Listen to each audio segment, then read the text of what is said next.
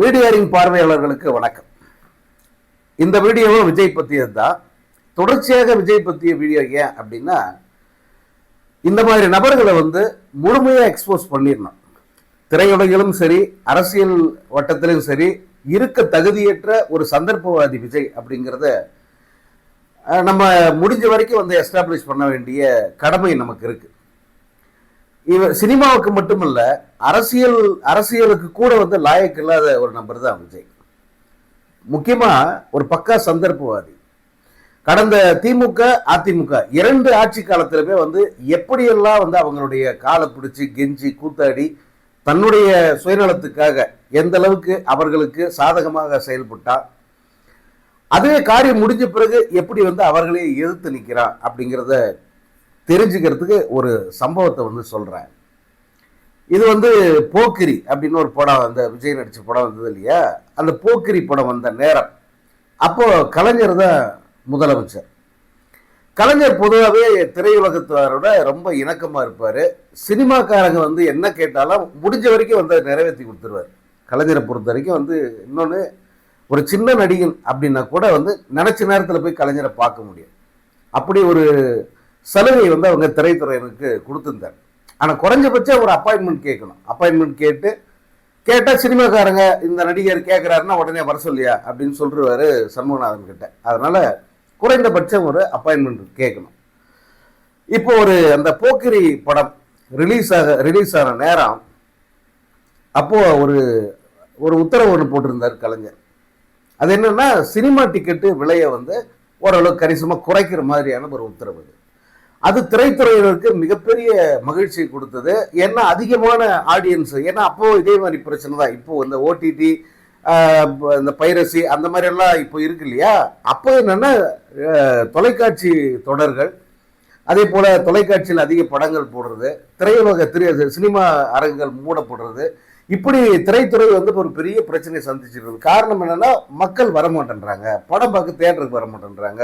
ஏன் அப்படின்னா, அப்போதான் இந்த பார்க்கிங் கட்டணம், அப்புறம் சினிமா கட்டணம், உள்ள தின்பண்டங்கள் கட்டணம் எல்லாமே அதிகரிச்சுக்கிட்டு இருந்த நேரம், அது அதிகரிக்க ஆரம்பிச்ச நேரம். அதனால ஜனங்க தியேட்டருக்கு வரமாட்டேங்கிறாங்க அப்படின்ற ஒரு குற்றச்சாட்டு இருந்தது. சரி, என்ன பண்ணா ஜனங்க வருவாங்கன்னா, விலையை குறைச்சா ஆட்டோமேட்டிக்கா வருவாங்க. சரி, குறைவா இருக்கு, போய் கொஞ்ச நேரம் தியேட்டரில் உட்காந்துட்டு வரலாம் அப்படின்னு தோணும் இல்லையா. அதனால திரைப்படங்களுக்கான அந்த கட்டணத்தை குறைக்கலாம் அப்படின்னு சொல்லி முடிவு பண்ணி அதை ஒரு கொள்கை முடிவாக அறிவிச்சிட்டேன். அப்போ எல்லாருமே வரவேற்று அறிக்கை விடுறாங்க, எல்லாரும் அதை நல்லது அப்படின்னு சொல்றாங்க. ஆனா ஒருத்தர் மட்டும் அதற்கு எதிராக நிற்கிறாரு. யாருன்னா விஜய். அவங்க அப்பா சந்திரசேகரை கூப்பிட்டு, என்ன காரணம் விஜய் அப்படி நிற்கிறதுக்கு அப்படின்னா, சினிமா கட்டணம், அந்த கட்டணம் குறைச்சாக்க தனக்கான சம்பளம் குறைஞ்சிரும் அப்படின்னு அவரு அப்போ அப்படி ஃபீல் பண்றாரு. ஏன்னா சினிமா கட்டணம் குறைஞ்சிருச்சுன்னா ஆட்டோமேட்டிக்காக வருவாய் கொஞ்சம் குறையும் இல்லையா, தியேட்டருக்காரங்களுக்கும் சரி அல்லது பட முதலாளிகளுக்கும் சரி. இந்த வருவாய் குறைப்பை காட்டி தனக்கான சம்பளத்தை குறைக்க வாய்ப்பு இருக்கு அப்படின்னு அவர் நினைச்சு நேராக அஜித்தை போய் கேட்குறாரு. வானன்பா, நம்ம போயிட்டு சிஎம்ஐ பார்க்கலாம், பார்த்து ஒரு கோரிக்கை வைக்கலாம், இந்த கட்டண குறைப்பை நீங்கள் கைவிடணும், அது ஆசிட்டிஸ் என்ன இருக்குது அது போட்டோம், ஜனங்க வருவாங்க வரமாட்டாங்க அதை பற்றியெல்லாம் எந்த கவலையும் இல்லை, நம்ம சம்பளம் குறைஞ்சிடக்கூடாது அப்படின்னு சொல்லிட்டு அஜித்தை போய் கூப்பிடுறாரு. ஆனால் அஜித் அதற்கு மறுப்பு தெரிவிக்கிறார். ஏன்னா எல்லாருமே மகிழ்ச்சியாக தானே இருக்காங்க, எல்லாரும் வரவேற்கிறாங்களப்பா, நம்ம போய் அதை குறைங்க அப்படின்னு சொல்கிறது சரியாக வராது, இந்த கட்டண குறைப்பை ரத்து பண்ணுங்க அப்படின்னு சொல்கிறது சரியாக வராது, சம்பளம் தானே முன்ன பின்ன அது முதலாளிகிட்ட பேசிக்கலாம், இதை நம்ம கேட்க வேண்டாம் அப்படின்னு சொல்கிறாரு அஜித். ஆனால் விஜய் அடம் பிடிச்சி அவங்க அப்பா கிட்ட, என்னுடைய எதிர்காலமே போயிடும், நான் அந்த உச்சத்தை நோக்கி போய்கிட்டு இருக்கேன், நம்பர் 1 நடிகர் அப்படிங்கிற அந்த ஸ்டேட்டஸ் எனக்கு வர்ற நேரத்தில் இப்படி ஒரு உத்தரவு வந்துருச்சு, கண்டிப்பாக போய் கேட்கலாம் வாப்பா அப்படின்னு சொல்லிட்டு அவங்க அப்பாவை கூட்டிகிட்டு சிஎம் வீட்டுக்கு போயிடுறாங்க. அங்கே சண்முகநாதன், சிஎம்மோட உதவியாளர் சண்முகநாதன், அவர் பதறி போறையே, என்ன அது சொல்லாமல் கொள்ளாம வந்துட்டீங்க, குறைஞ்சபட்சம் ஒரு அப்பாயின்மெண்ட் கேட்க மாட்டீங்களா அப்படின்னு கேட்குறாரு. அது எஸ் சந்திரசேகரன், இல்லை சார் வந்துட்டோம், வேறு என்ன பண்ணுறது, இப்போ ரொம்ப அடம் பிடிக்கிறான், எப்படியாவது ஐயாவை பார்த்தாகணும் அப்படின்னு உடனே அந்த விஷயத்த போய் நான் முதல்ல சொல்கிறேன் அவர்கிட்டன்னு சொல்லிட்டு சண்முகநாதன் போயிட்டு அங்கே சொல்கிறாரு. சரி, வர சொல்லுங்கள். ஆனால் கலைஞர் கடுமையான கோபம் ஆகிட்டு வருது. பொதுவாக அவர் கோவப்பட மாட்டார். இந்த மாதிரி சொல்லாமல் கொள்ளாமல் வந்தது மட்டும் இல்லை, இங்கே அடம் பிடிச்சி நிற்கிறத அந்த ஆட்டிடியூட் அதை பார்த்து அவர் ரொம்ப கடுப்பாயிடுறார்.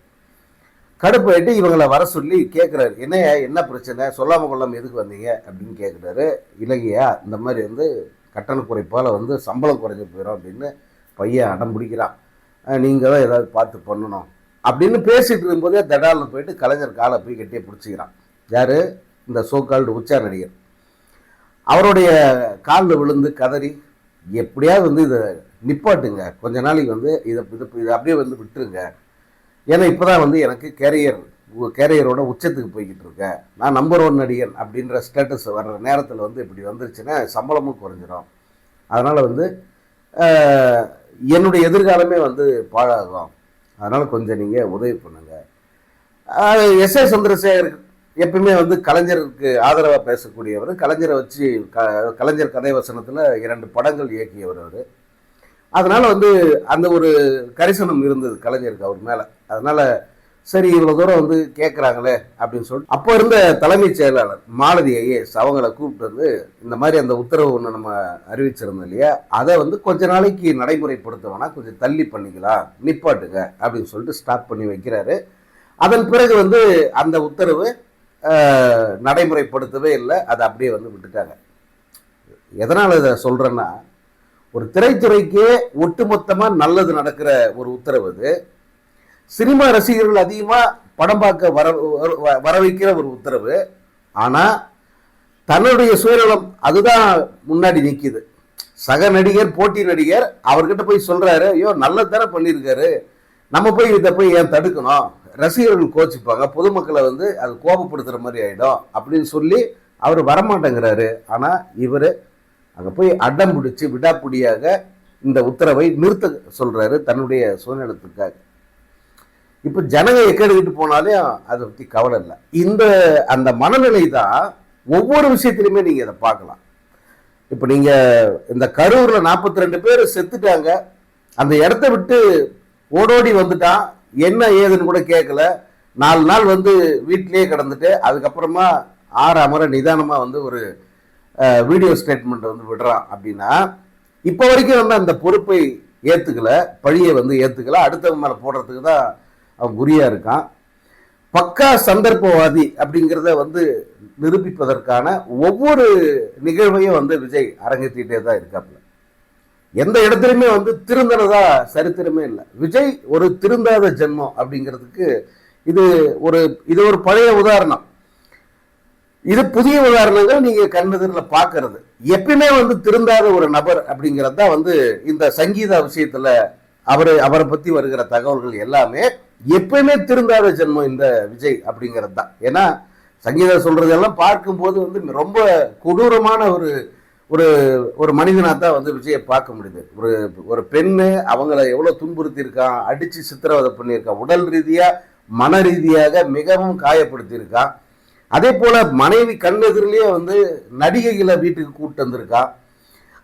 ஒரு மனைவிக்கான உரிமை எதையும் கொடுக்காம, பணம் கொடுக்காம, அவங்கள வெளியில் விடாமல் ஒரே வீட்டிலேயே ஒருத்தர் மேலே ஒருத்தர் கீழே அப்படின்னு சொல்லிட்டு தனித்தனியாக வசிச்சிருக்காங்க. 2 சமையல் நடந்திருக்கு. எல்லாமே வந்து தன்னுடைய சுயநலத்தை மட்டுமே மனசில் வச்சுக்கிட்டு தான் வந்து விஜய் வந்து பண்ணியிருக்கா. பக்கா சுயநலவாதி அப்படிங்கிற அந்த கோணத்தில் பாருங்க, இவரை போன்ற நபர்கள் அரசியலுக்கு தேவையா அப்படிங்கிற கேள்வி வந்து உங்களுக்கு எழும்.